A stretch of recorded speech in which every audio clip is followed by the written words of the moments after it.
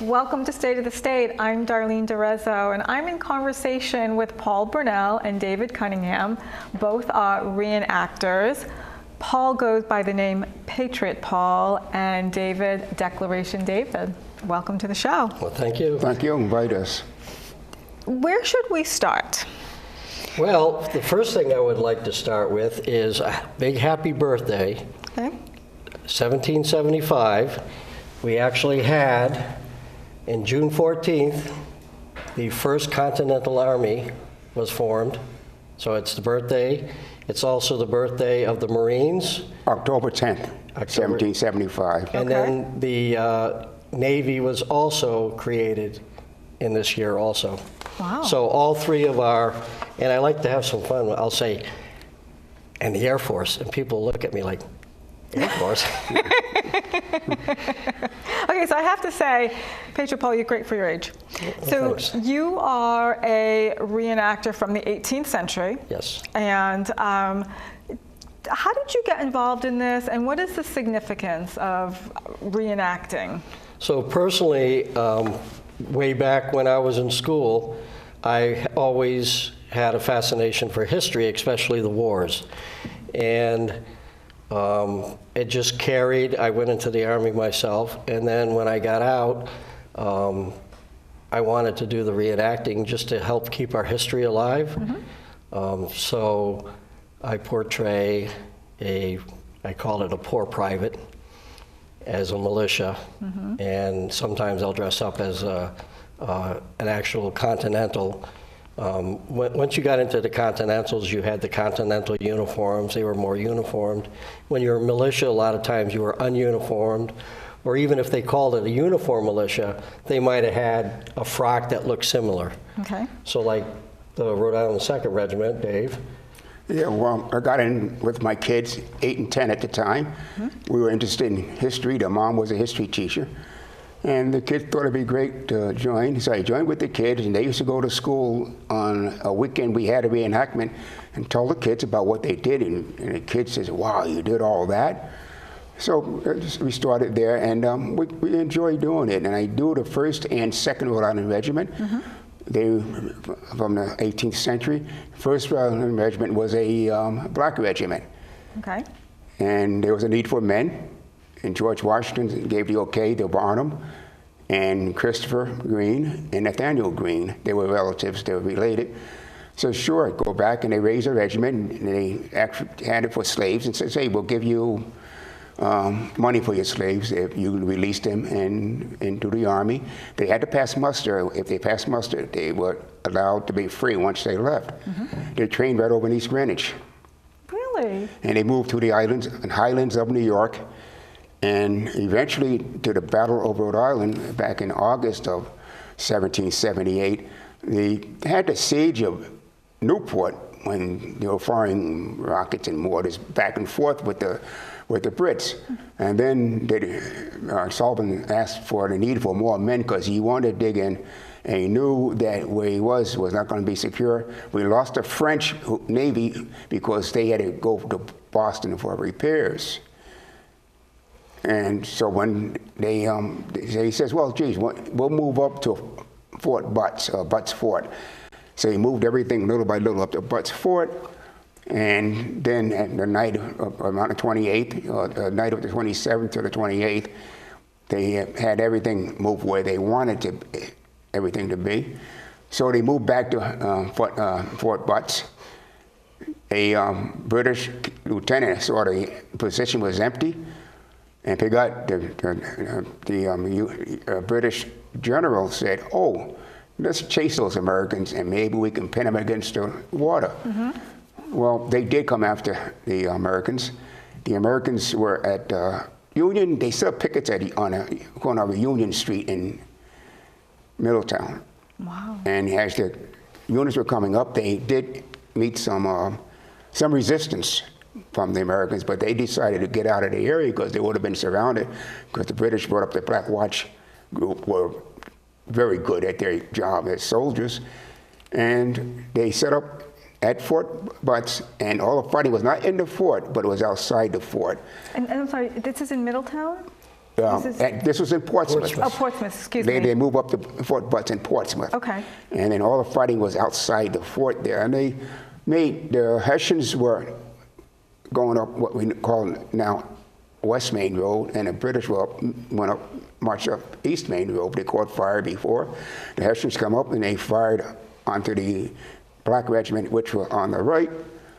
And they held them back. They took 3 attempts, and they didn't succeed. They did on a second attempt. They moved right in and broke the lines. They were pushed back. And the battle ended when nightfall ended. The sun went down, nightfall ended. And the British, in the meantime, had called up extra reserves by the time they were just shooting back and forth. And both units took care, both armies took care of the wounded and dead, American or British, whatever. And Americans started moving off the island, what I mean by the island, out of Portsmouth, across to Fort Barton. So if you go to the Patriot Park in yeah. Portsmouth, there's a nice monument there. And on the monument, there's a picture of a soldier. That's him. Is it? Yes, it is. Yes, I did. About used 25 years ago, I did that, yeah. Every August, around the time of the battle, as close to the 28th as you can get that weekend, they will have ceremony no battle, but just ceremony at Patriot Park, and recognizing the men that had lost their lives in the line for the defense of Fort Butts. Yeah, telling these stories really brings it to life. Yes. Because it's hard to fathom that just a couple hundred years ago there was war here in Rhode Island on the soil, right? So you talk about feeling what it's like. Now, I've done really big battles, and so has Dave. So I've been to Ticonderoga and Saratoga and Sturbridge Village and Millis and all, and these are massive amounts of people with cannons and horses and all, and these are make-believe. But when you're out there and they're moving you around, and you're having to march and wheel and load while you're marching and wheeling, and they're firing at you, and you're trying to get ready to fire back, you can see how chaotic it was. And the one thing that we didn't have to worry about is those 69 and 75 caliber balls coming at us. So if you think how chaotic it is just doing one of these large reenactments, and you feel what they went through, just think when you're being shot at. Yeah. That's why the regimental flag was so important, because on the battlefield you have 100 men, 200 men, 1,000 men shooting, and all you saw was smoke. So it was difficult to see at times, but you would look for your state flag or your regimental flag, and that's where you would line up there to regroup. And oftentimes the enemy knew that you'd line up by that flag, and they would be a lot of the fire would be directed to that area because they knew there would be people there protecting the flag. Now, when you do the reenactments, do you choreograph this? So there are certain ones, like the Ticonderoga one they just did. It was pretty true to what actually happened. And they tried to do the choreographed just like it. They actually had troops march 20 miles or whatever into and get in boats and go across. Wow. So this one was done because it was the 250th, year and all.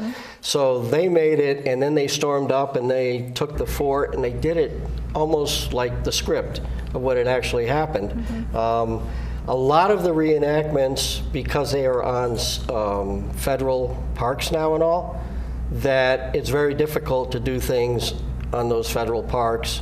So like Saratoga, we used somebody's big land, it was farmland, and we did, so a lot of times it's kind of funny, but even if there was no actual battle, we just did a reenactment. On Saturday, the Brits would win. On Sunday, the Americans would win, or vice versa. So we but yes, there are certain places where it is actually choreographed. Not a lot of them. And a lot of the reenactments just they make it a battle that was very similar to what may have happened. Yeah, it's accurate. And we even have the encampment setting up a fire pit cooking meals of that particular time. It may be ham and bread or whatever, or some type of soup. We used to call nail soup sometimes. What kind of soup? Nail soup, Oh, where you sounds throw delicious. everything you have into a big pot and cook it up. We called it nail soup. Yeah.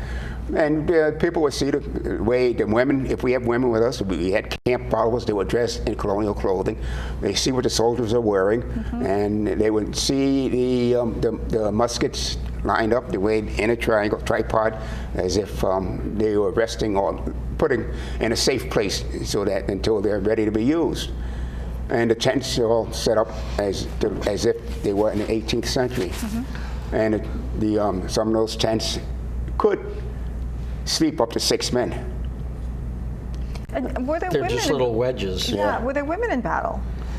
There were cases of women. There was Mali. There's a lot of Mali pictures, that were in battle, and they would perform certain duties. That there was one woman they called Mali picture. Her husband went down, and she took over the cannon. Right. And there was actually one that her husband died, and I can't think of her name, but she actually dressed as a soldier and got away with it. And then after the war, she fought for a pension. So there were so few that were documented, but there were probably many, many more that actually happened. And oftentimes they didn't know they were women until they were wounded and went to surgery. Yeah. The doctors realized they were women because they made themselves.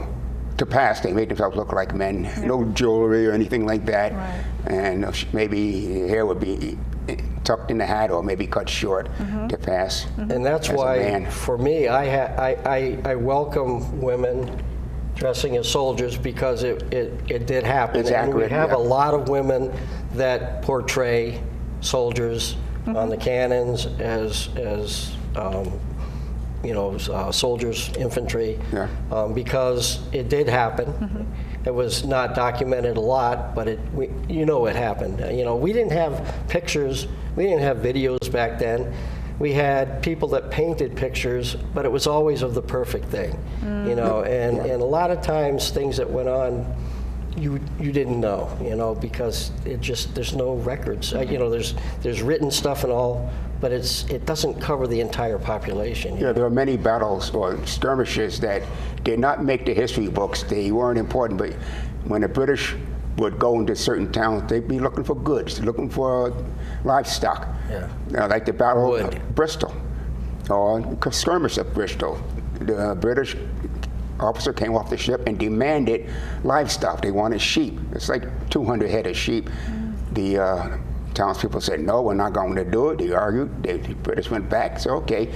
They shelled Bristol. They bombed Bristol. And the people came out and go, okay, we'll make a peace offering. We'll give you what we have. They took what they had and left. It's Battle of Fall River. It's the same thing. There's a footnote. There's things written about it where you had Colonel Durfee. There was a British ship came in. They were looking for livestock, lumber, and anything they can get from the colonists. So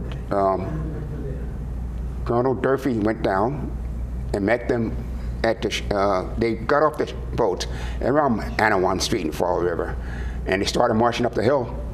So the colonel went down with his men, 16 men plus himself against the British Army. They fired upon them. They knew they were outgunned and outmanned, so what they did, they ran across the Kikashore River and pulling up the planks on the bridge as they were going by. The British thought, well, it's not worth it. So what they did was they left, but before they left, they burned mills and homes in Fall River to let them know that they weren't very happy. Right. Bristol they burned, Jamestown they went on Jamestown. There's one person that I know that has one of the houses because it was a Tory's house or a supporter's house. Wow. The rest they burned. Wow. In Bristol also, they They burned. And on Hope Street in Bristol, there's a house that has a cannonball still in the wall. No. Historic. And they do historic home visits in Bristol once a year, and that house is always there because it's from the 18th century home. Wow. And it still stands today on Hope Street. Wow. So the units that I've been with is the Kingston Reds. We were actually formed in a tavern down near URI on 138. The tavern is still there. Wow. And we were formed after the Declaration of Independence happened, and we were basically like a National Guard, keeping it safe around. We did march up. We started to march to Concord, Lexington when we got the word. As many other units in Connecticut and Rhode Island, they got the word, and we weren't even like units. We were just militia people. And we started marching, and then we found out it was over. We got to Attleboro, and then we turned around. And I say we hit the first pub, after marching that long. But I was a member with Two's Company, Rhode Island 2nd Regiment. Now, Two's Company had a big history. They were like at the beginning, all the way down to the end of the war. So they were involved in a lot of different battles, a lot of different theaters. And I actually have a T-shirt that one of our guys made with a list of all the stuff. Yeah, Tools Company was a captain. He was attached to Rhode Island Regiment, a captain with a lot of money, so he formed his own unit. Wow. And speaking of the Army, the Marine Corps was formed in a tavern in 1775. Tons Tavern in Philadelphia. Stuff in taverns. Well, that was a meeting place for everyone there. Yeah. And they was in 17. In fact, I have a uniform that I wear sometimes from 17. There was a copy of the 1775 first Marine Corps uniform ever worn. So what? And these, I'm sorry, these uniforms are what you would wear into battle, correct? Yeah, these are from actual patterns, the uniform. This is an actual pattern. Okay. The trousers. The Rhode Island Regiment had built-in gaiters like these instead of like Paul has. So you can't see them now. Okay. But like Paul has on, their gaiters are built in. Also, it's interesting with the Rhode Island Regiment, the uniforms did not have pockets.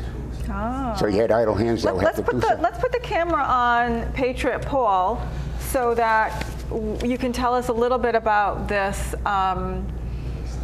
So basically, I mean, when you're moving around and you have your bedroll and you have all your stuff on your back, but the minimum when you were going into battle was your musket. Okay. And at the time, the two muskets that were commonly used was the British Brown Bess, which was a 75 caliber, and a French Charleville. But the Charleville didn't get flooded in until the French came in to help us out, and then that's when the Charlevilles became more prominent with our armies and our militia and all. The other thing you would have would be your cartridge box, and your cartridge box is where you had your cartridges with the musket balls built right in. Okay. Of course, you'd have your canteen. Yep. You'd have your bayonet, and the bayonet was used if your musket stopped firing, or they decided to do a bayonet charge. The British were better at it than we were, and it was intimidating. You would fix your bayonet on, and that would give you some length to defend yourself if your musket stopped firing. And then, of course, your haversack, which you have What's in there? supplies and stuff in there, like your food. Okay. Like when we went to battle or we were moving around, we got a piece of cheese, we got a piece of bread, Yeah. and then we had the water. So it wasn't really a gourmet meal. Yeah. But Well, how many days at most could you be out? Well, the thing is, when we were moving around from place to place, we had the camp followers following us. Okay. So you had supplies coming with you. You had all that stuff coming with you, so you had the food. But if you had to go out into a battle or a skirmish, or you were doing recon or whatever they called it back then, you would have some food while you were out and about.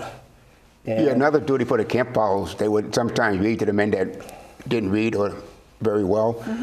Sometimes prepare foods. Sometimes get handy with the needle and thread if the clothing wore out, and many times the clothing did wear out. The men would just wear them every day. Wow. So just as an example, this is a frock that I'm a poor private, so I kept sewing it and sewing it and sewing it and sewing it. And if you got to the point where your shoes fell apart or you were missing something and you just happened to have a battle and there's a dead soldier, well, you took what you needed. Yep. So you could be mismatched or, you know, it was survival, you know. When George Washington came on board, he kind of standardized the Army, and he'd have the blue coat, the regimental coat, and depending upon what area of the country you were, the country at that time with the 13 colonies. There would be a red buff, a white, or a beige, or like a off-white buff. So this way, when he looked on a hill, he knew these are my New England men, these are my Southern men, these are my Mid-Atlantic men, from the facings on your coat. And blue regimental was something that came in around 1778 when George Washington decided to make everybody standard. In the beginning, we had militia people with different clothing. It would be the clothing on their back they were going to battle with. So by standardizing the army, you could see everyone wearing the same clothing like that. Like with these, the British would see us and they would think we were riflemen, because riflemen from Philadelphia or Pennsylvania wore these and were crack shots. Okay. So that would make the British say, oh, those guys must be good. Now, with these muskets, you are expected to load 3 times in a minute. And now, when someone's firing at you, it's kind of tough to fire that many times.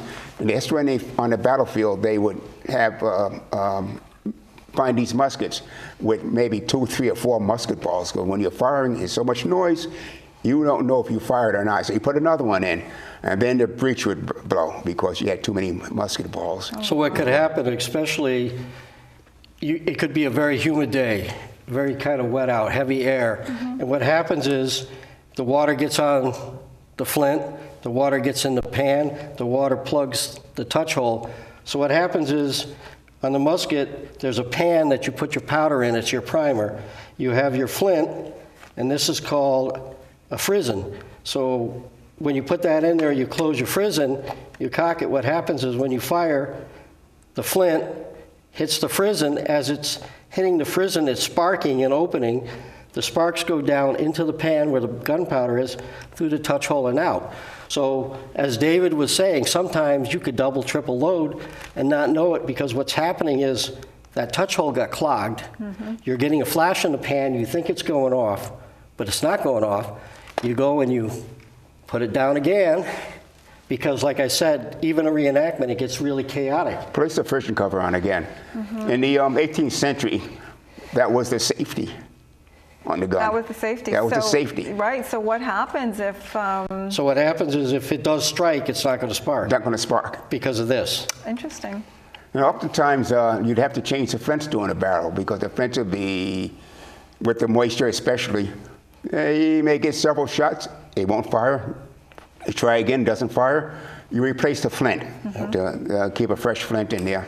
Or you could, which was common too, is you could cock it sideways so you get a sharp edge again, because it starts to wear down going straight, and by cocking it sideways, it'll catch a corner, and you'll usually get a better spark. And one of the things in the old days prior to the Rev War, when you primed with a powder horn. Then you'd have to put your gunpowder down. Then you'd have to put your wadding, your ball, your wadding, ram. So they got smart, and what they did with the cartridge, they actually put the ball in there. So now you just take the whole cartridge, you bite, you prime, you put the whole thing down, now the powder's starting to go down, and now you ram all that in. So that's why Dave said if you were good, you could do 3 a minute. And, 3 a minute with that. And every place, the highway was the waterway, was the streams and the rivers and boats. Every place you went, you had to take your musket. Now, the average height was 5'6", 5'7". These can weigh pretty heavy, 11, 12 pounds at times. Now, is this, it is heavy. Oh, there we go. So is this an original? It's or is a replica. This is a replica. So the replicas, they do heavy. pretty close to the originals as they can. If you see originals, sometimes it would be hard to tell the difference, except for the markings, the manufacturer, Pedersoli, and there's a few Dixie Gunworks. There are people that do fire originals, but you probably maybe not be a little bit safer and not fire them, because the breech, you blow the breech on the original, it's you may not be able to find the parts to replace it. When they're machined, and we may have a piece that doesn't quite fit your particular musket. And metal fatigue too. So they get really thin, expansion, contraction through the years with heat and cold, And I have an example. I have an old Stevens side-by-side shotgun that was made in the early 1900s. I ran a ball through it once instead of the shot, and it actually fractured because it had from metal fatigue. Oh, So these are smooth bore, they're not rifle. Yeah, they're not rifled. So when the smooth bore, they're not rifle, like a rifle, a sparrow. Yep. So when you fire, the bullet comes out, but it ping, ping, ping, ping, ping. So you can be firing your enemy, and you can probably miss them. They stood shoulder to shoulder. You got to hit somebody. You're bound to hit someone. You will hit someone in that particular. They did prone at times and behind walls. They stand up this way. You're bound to hit someone. And as the bullet goes out, it may not be aimed. Go just exactly where you aim. So pretty rudimentary, I would say then, right? That was the standard at the time. That was the standard at the time, though, so not necessarily accurate. Not very necessarily accurate until they started opening up the western frontier. That's when the farmers and hunters demanded a rifled barrel to shoot the game for their survival. So they did have a rifle. They did have rifled muskets, but they were far and few between because they were very expensive to make, and they had the rifling that fired out musket balls, and usually snipers would use them. So they made use of them for that long distance, very accurate target, but they were far and few in between. And yes, this just lobs out. As the distance you're shooting is farther, it drops. It has more Accurate up to 80 to 100 yards, and after that, you shoot or miss. And even wind can, cause it to go all over the place just because it's straight lob. Wow. So we have about 3 minutes left, okay? So I want to see what else we want to cover. So you do appear at a number of events around the state, not just historical. We do charity events but also, you do yes. And and you are going to appear this Saturday at the Gatsby Day Parade, correct? Gatsby Day, yes. What do you want to share in the last couple of minutes? Well, one thing is, again, Rhode Island has a rich history going all the way back to that time. And there are so many landmarks in the state that people can visit. The thing is getting the word out that they exist. You have Nathaniel Green Homestead, you have Payne House, you have the Varnum Armory and the Varnum House. Or the State House. You can see the flags of the Rhode Island Regiment in the State House. Oh, that's interesting. Even if you go down to Wickford, Rhode Island, and you walk down that main street, there are houses that go back to the early 1700s. Another thing, too, I want to mention that people should visit Butt Fort up in Portsmouth, Rhode Island. Right, which you spoke about. And they've cleaned that up. It was overgrown quite a bit over the years. And the last few years, they have a committee and dedicated people that have cleaned it up. And we had a reenactment there. No battle. We did do some firing, but we did have a battle both days. Excuse me. No big battle. But we had people come by, spectators, to see what it would be fighting in that particular time with the muskets and carrying the muskets, and the tent was set up. So that's Fort Butts. There won't be anybody there, but you can visit there just to see.